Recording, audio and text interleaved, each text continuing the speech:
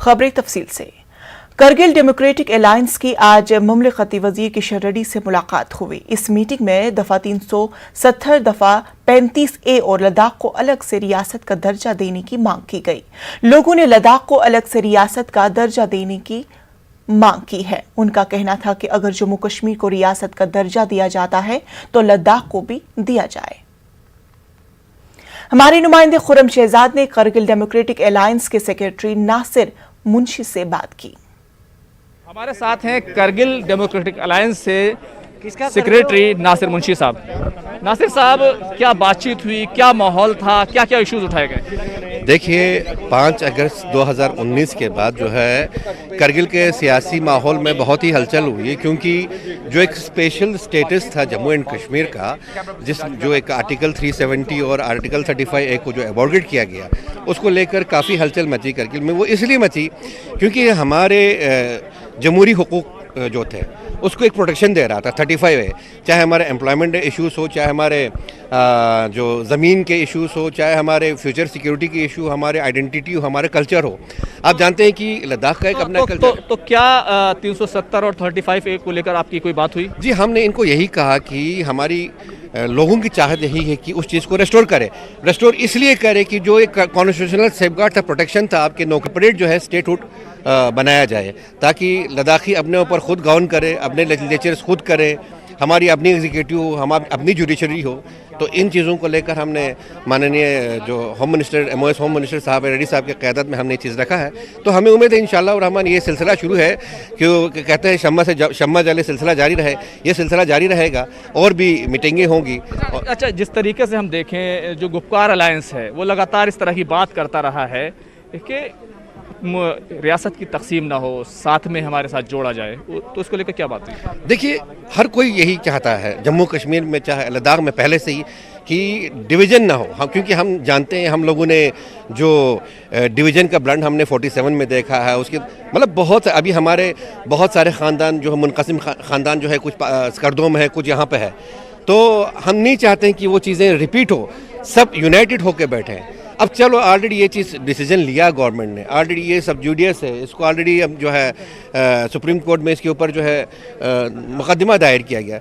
उसके आने तक कम से कम हमें स्टेट दिया जाए। तो स्टेटहुड आपको चाहिए, क्या कोई एश्योरेंस मिला, कोई यकीन दहानी मिली है? जी, बहुत ही अच्छे माहौल में बात हुई। हमने अपने सारे ग्रेवेंसेस जो भी इश्यूज़ थे, हमने सारे उनके सामने रख दिए। उन्होंने बहुत ही खुले दिल से जो है उन तमाम इश्यूज़ को सुनने के बाद उन्होंने ऑलरेडी एक कमेटी का तश्कील दिया है, जिसमें लेह से और करगिल से दोनों जगह से मेम्बरान होंगे। तो हर चीज़ पर जो है डिलिब्रेशंस होंगे उन चीज़ों पर।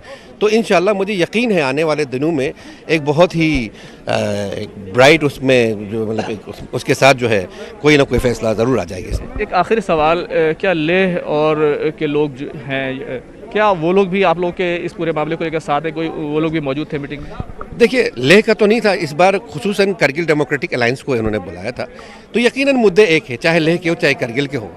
देखिए, नौकरी ले वाले को भी चाहिए, करगिल वाले को भी चाहिए, ज़मीन ले वाले को भी चाहिए, करगिल वाले को भी चाहिए, मुस्तकबिल का जो एश्योरेंस है, गारंटी है, वो ले वालों को भी चाहिए, करगिल वालों को चाहिए।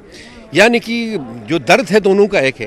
यकीनन दोनों एक प्लेटफॉर्म पे आके एक हो जाएगा, मुझे यकीन, मैं बिल्कुल पॉजिटिव हूँ इस चीज़ में। शुक्रिया, थैंक यू। तो ये थे नासिर मुंशी साहब, जो बता रहे थे किस तरह से बातचीत हुई है और उम्मीद कर रहे थे कि एक बेहतर लेह के लिए, लद्दाख के लिए एक बेहतर मुस्तकबिल निकलेगा। कैमरामैन गौरवगिरी के साथ Khurram Shahzad, news 18, Delhi. People's conference के चेयरमैन सज्जाद गनी लोन ने श्रीनगर प्रेस कॉन्फ्रेंस से खिताब किया। उन्होंने वजीर आजम के साथ कश्मीरी लीडरों की मीटिंग को खुशाइंद करार दिया। सज्जाद गनी लोन ने कहा कि मीटिंग में तमाम लीडरों ने जम्मू कश्मीर के लोगों के हक में बात की और इस मीटिंग से दिल्ली और श्रीनगर के बीच दूरी कम होने की तवक्को है। हम होप करते हैं कि ये it starts a phase of reconciliation between Delhi and Srinagar. And I can tell you that after what I read, I don't think there was any single leader who did not make his people proud. And I'm talking of all those parties over there, especially जो इस खित्ते की थी. I think they all made their people proud. मैं क्यों बोल रहा हूँ ये कि जो आप हर्फ लिखते हैं 30-40 साल के बाद वो हिस्ट्री का हिस्सा होंगे।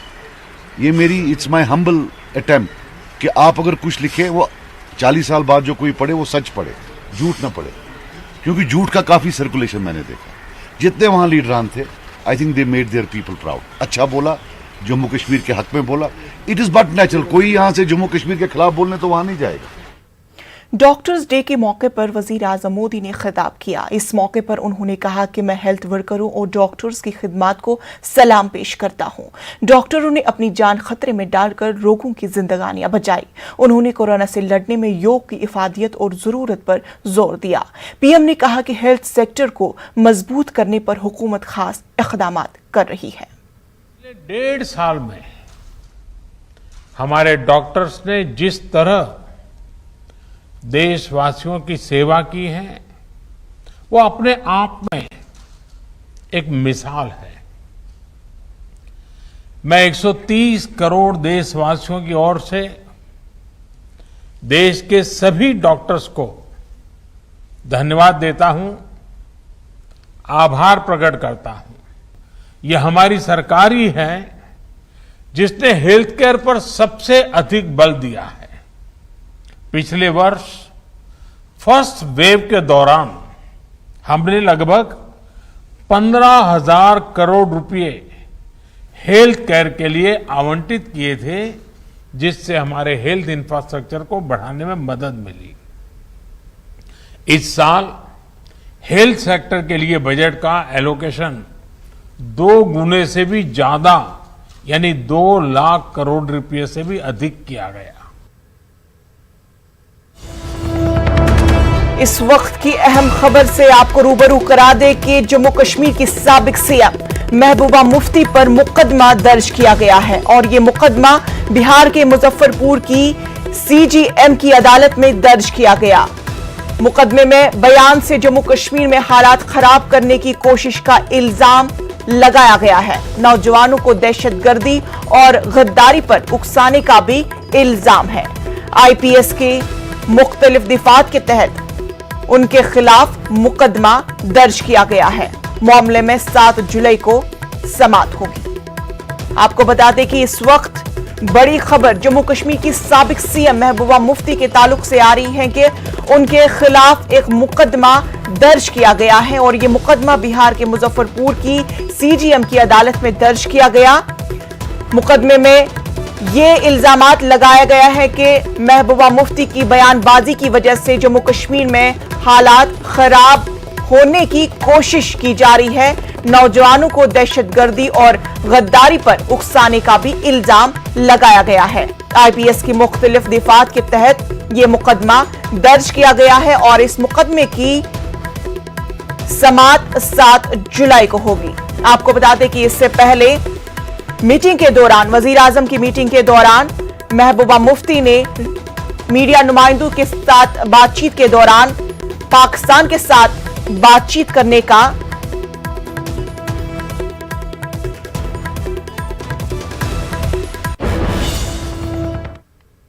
मकामी अदालत की तरफ से गुज़श्ता हफ्ते काशी विश्वनाथ मंदिर और ज्ञान वापी मस्जिद थाने के ताल्लुक से मुतनाज़ा अहाते के आसारी कदीमा से सर्वे करवाने के खिलाफ सुन्नी वक्फ बोर्ड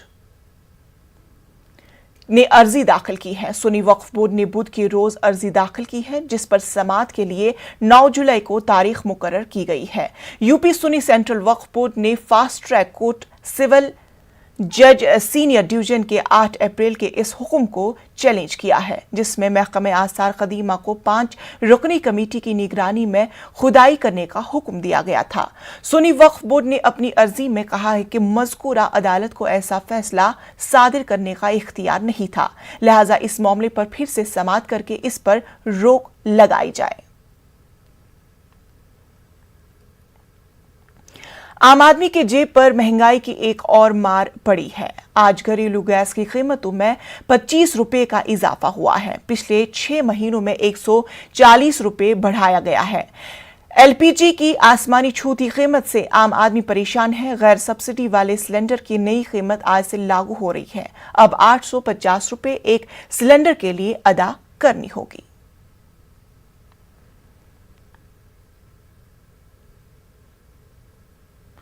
बंगाल चुनाव के बाद हुए तशद्दुद मामलों में सुप्रीम कोर्ट ने इलेक्शन कमीशन, मरकज और मगरबी बंगाल हुकूमत को नोटिस जारी किया है और STTC की जांच कराने की बात कही है ताकि इंसाफ के पैमाने को बराबर रखा जा सके। बंगाल चुनाव के बाद हुए तशद्दुद की SI जांच की अपील की गई। पश्चिम बंगाल में चुनाव के बाद हुई राज्य में हिंसा के मामले में दाखिल याचिका पर आज सुप्रीम कोर्ट में अहम सुनवाई हुई। सुनवाई के दौरान पश्चिम बंगाल सरकार को और साथ ही साथ केंद्र सरकार और चुनाव आयोग को सुप्रीम कोर्ट ने नोटिस जारी किया है। इस पूरी याचिका में पश्चिम बंगाल की मुख्यमंत्री ममता बनर्जी को भी पक्षकार बनाया गया था, लेकिन सुप्रीम कोर्ट ने ममता बनर्जी को नोटिस जारी नहीं किया है।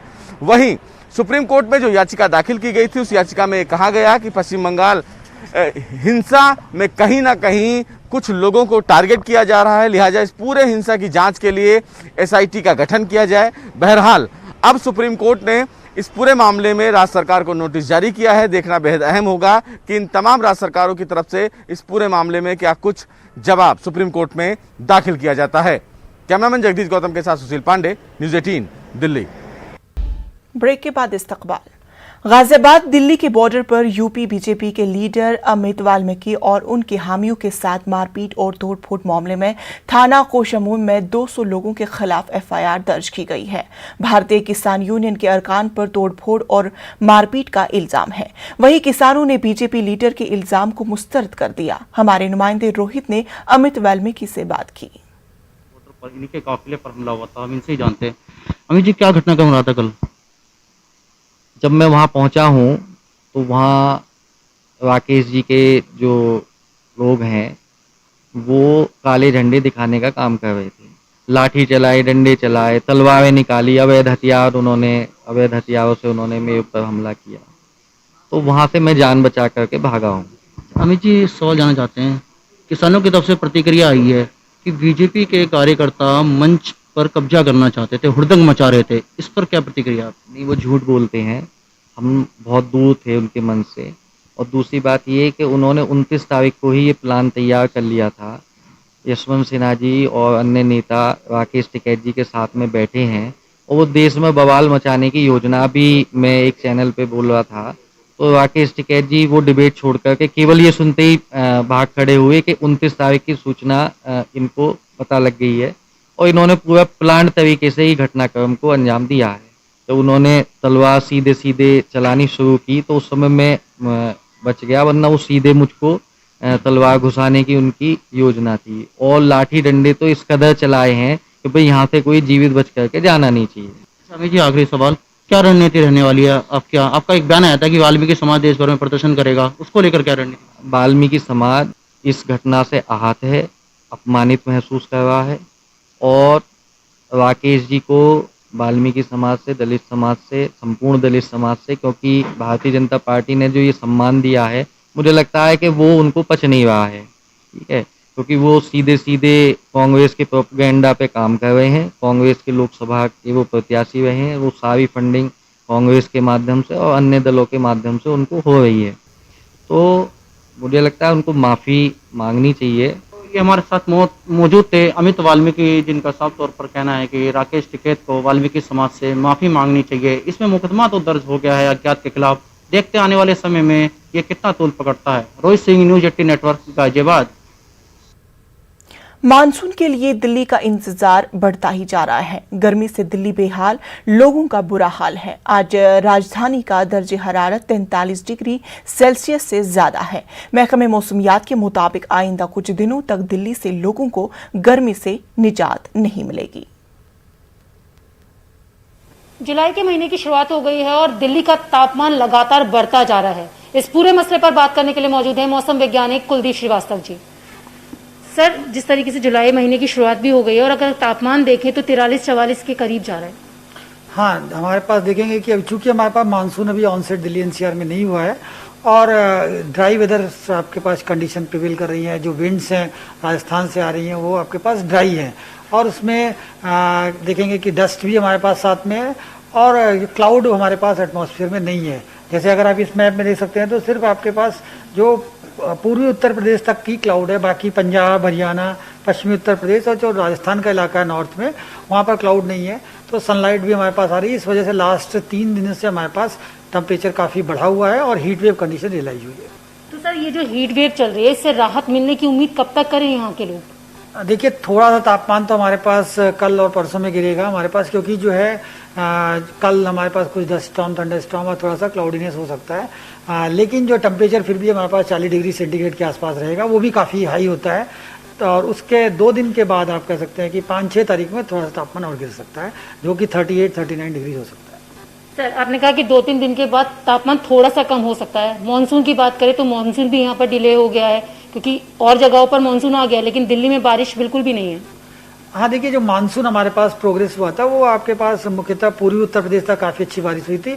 उसके बाद पश्चिमी उत्तर प्रदेश का भी हमारे पास 90% हिस्सा कवर हो चुका है, लेकिन उसके बाद ऐसी वेदर कंडीशन बन गई थी, जैसे कि आप देखेंगे कि जो मानसून का प्रोग्रेस हुआ था वो एक लो प्रेशर सिस्टम हमारे पास बे ऑफ बंगाल में बना था और वो पूर्वी उत्तर प्रदेश तक आया था, और उससे आपके पास मानसून एडवांस बहुत तेज़ी से हुआ था। उसके बाद हमारे पास जो पश्चिमी हवाएं चल रही हैं उसमें एक ट्रफ का फॉर्मेशन हो गया था, जिसने आपके पास प्रोग्रेशन को, मानसून की फर्दर प्रोग्रेस को रोक दिया था। तो उसके बाद हमारे पास ये सिचुएशन 15 तारीख तक थी, और उसके बाद हमारे पास जो है जो सिस्टम भी वीक हो गया है हमारे पास, लो प्रेशर, और साथ में ऐसा कोई सिस्टम अगले हमारे पास 6 से 7 दिनों में बनने की संभावना नहीं है, जिससे कि मानसून प्रोग्रेस हो। आपने ये देखा कि हमारे साथ ये थे मौसम वैज्ञानिक कुलदीप श्रीवास्तव, जिनका कहना है कि अभी दिल्ली के लोगों को गर्मी का सामना करना होगा और 4-5 दिन के बाद थोड़ी सी राहत मिलने की उम्मीद है। हालांकि मानसून कब तक आएगा इसके लिए अभी तक कोई संभावना उन्होंने नहीं जताई है। कैमरा पर्सन नरेश के साथ रचना, न्यूज़ 18 दिल्ली। अब बात करते हैं मध्य प्रदेश की, जहां कोरोना वैक्सीनेशन की मुहिम को मजीद फाल बनाने के लिए शिवराज सिंह हुकूमत ने रियासत में आज से कोरोना वैक्सीनेशन को लेकर महाअभियान के दूसरे मरहले का आगाज कर दिया है। कोरोना वैक्सीनेशन महाअभियान के पहले मरहले में 16,95,592 लोगों को वैक्सीन लगाने का रिकॉर्ड कायम करने के बाद आज दूसरे मरहले में भी 10 लाख लोगों को वैक्सीन लगाने का हदफ मुकर्रर किया गया है। वैक्सीनेशन सेंटर पर बड़ी तादाद में लोग वैक्सीन लेने के लिए पहुंच रहे हैं। वैक्सीन की किल्लत और लोगों की भीड़ के कई सवाल कायम कर रहे हैं। मध्य प्रदेश में कोरोना टीकाकारी महाअभियान का दूसरा मरहला और आवाम में बेदारी इस तरह से है कि आप देख सकते हैं कि किस तरह से लोग बड़ी संख्या में निकल कर आए हैं ताकि कोरोना टीकाकारी लगा जा सके। हालांकि हमें देखते हैं कि मध्य प्रदेश में वैक्सीन की कमी की वजह से जगह जगह पर हमें भीड़ देखने की मिल रही है। दूसरे मरहले में जहां पर 50,000 का हदफ रखा गया है, वहीं पर पहले मरहले की अगर हम बात करें तो 1.5 लाख लोगों का हदफ रखा गया था और उससे ज्यादा मध्य प्रदेश की राजधानी भोपाल में लगाया गया था। यहाँ पर हमारे साथ कुछ लोग मौजूद हैं, आइए उनसे जानते हैं कि किस तरह की मुश्किलात का आप लोग जो है सुबह से कितने बजे लगाए? सुबह 9 बजे से बैठ रहे हैं। ऐसी भीड़ आपको दिखाई दे रही है? जी हाँ, ऐसी भीड़ हो रही है जी। क्या क्या आ रही है आपके पास? नहीं, मुश्किल नहीं, बस ये कि हो रहा है काम, इसे धीरे धीरे हो रहा है और क्या जी। एंट्री करने में टाइम लग रहा है। पहली बार कैंप लगा तो क्या ऐसी भीड़ थी या अभी भीड़? पहली बार में भीड़ नहीं थी, अब ये बार दोनों फर्स्ट टाइम वाले भी आ रहे हैं और सेकंड टाइम वाले भी आ रहे हैं जी जी। यहाँ पे डॉक्टर साहब आपसे जानना चाहेंगे कि आज डॉक्टर्स डे भी है और इसके साथ साथ कोरोना टीका अभियान का दूसरा मरहला है, तो दोनों में फर्क क्या महसूस कर रहे हैं और आप लोगों की जिम्मेदारियां कितनी बढ़ती जा रही है? देखिए, पिछली बार जो महाअभियान शुरू हुआ था तो उसमें बेदारी हमने महसूस किया था कि उतनी नहीं थी जितनी अब हम दूसरे अभियान में हम देख रहे हैं कि आज बेदारी बहुत ज़्यादा है और खुद से लोग निकल के आए हैं। इसी का नतीजा है कि आप देख रहे हैं कि सेंटर पे आज जो तादाद है लोगों की वो कितनी ज़्यादा है। यानी लोगों में अब खुद से ये बेदारी पैदा हुई है कि हमें वैक्सीनेशन करवा लेना चाहिए, वो हमारे लिए भी बेहतर है और हमारे परिवार के लिए भी और हमारे समाज के लिए भी और हमारे देश के लिए भी। तो यहाँ पे कुछ और लोग भी मौजूद हैं, आप यहाँ पे किस तरह से इंदराज कर रहे हैं, कैसे हो रहा है? बहुत अच्छा हो रहा है, अभी बराबर 21 तारीख से हुआ, सब अच्छा हो रहा है काफ़ी। हम लोग बहुत SMS कर रहे हैं, कल भी पर्सनल जाके बोल रहे हैं वोटर्स को। मैं BLO मसूद जफर खान। और लोगों से यहाँ पे बात करते हैं कि हम ये देखते हैं कि यहाँ पे बहुत सारे लोग लाइन में लगे हुए हैं, आइए उनसे देखते हैं कि उनका अपना ख्याल क्या है। आपका नाम? मोहम्मद इरफान। यहाँ पर किस लिए आए? वैक्सीनेशन के लिए। वैक्सीनेशन में आपको लाइन में लगना पड़ रहा है, इंतजार करना पड़ रहा है, कुछ खास वजह? नहीं, खास वजह क्या, कहीं भी आप जाओगे तो क्यू तो प्रॉपर आपको फॉलो करना पड़ेगा ना। हमने तो ये भी देखा जब शुरू किया गया था तो लोग आते नहीं थे, बड़ी जो है खामोशी रहती थी और लोगों को इंतजार करना पड़ा। अब एक लंबी लंबी भीड़ हमें देखने को मिल रही है, क्या वजह मानते हैं? नहीं, भीड़ तो सही है, मतलब लाइन तो लगना पड़ रही है, कोई परेशानी नहीं, आराम से लग रही है, कोई दिक्कत वाली बात नहीं। कितना जरूरी मानते हैं? बहुत जरूरी मानते हैं। टीका लग रहा है, आप देख रहे हैं। और टीका इसलिए लगाया जा रहा है ताकि लोगों को जो है कोरोना की जो वबाई जिंदगी थे उसको महफूज किया जा सके। यहाँ पर हमारी नर्स बहनें भी हैं, तमाम लोग जो सुबह से ड्यूटी पर लगे हुए हैं ताकि लोगों को कोरोना का टीका लगाया जा सके। और यहाँ पर देखिए कि तमाम इंतजाम इसीलिए किए गए हैं ताकि एक बेहतर जिंदगी लोगों को दी जा सके। यहाँ पर और तमाम लोगों को बेदार भी किया जा रहा है और सोशल डिस्टेंस के पीछे ख्याल रखने का और कोरोना अप्रोप्रिएट बिहेवियर की बात की जा रही है, क्योंकि बहुत सारे लोग मास्क तो लगाए लेकिन मास्क प्रॉपर तरीके से नहीं लगा हुआ है। ऐसे में ख्याल रखने की जरूरत है कि आप महफूज रहेंगे, आपका मास्क मेरी हिफाजत, मेरा मास्क आपकी हिफाजत, इस कंसेप्ट को आपको फॉलो करना पड़ेगा, तभी कोरोना से बचाव हो सकता है। कैमरामैन मोहसिन खान के साथ मेहताब आलम, न्यूज़ 18 उर्दू, भोपाल। कोरोना वबा के दौरान बाहमी इमदाद व इन्हिसार का जज्बा मुस्तकिम हुआ है। मुल्क इस वबा से मुत्तहिद होकर मुकाबला कर रहा है। टीकाकारी के ऐलान के बाद हम बेहतर ताउन करें जिससे हम कोरोना को मात देने की जानिब कदम बढ़ा सके। नेटवर्क 18 इस मुहिम में हर कदम आपके साथ रहेगा। जब तक सभी महफूज नहीं तब तक कोई महफूज नहीं होगा। इसी सोच की बुनियाद पर हमारी मुहिम संजीवनी का मकसद ये यकीनी बनाना है कि वैक्सीन पाना सभी हिंदुस्तानियों का हक है।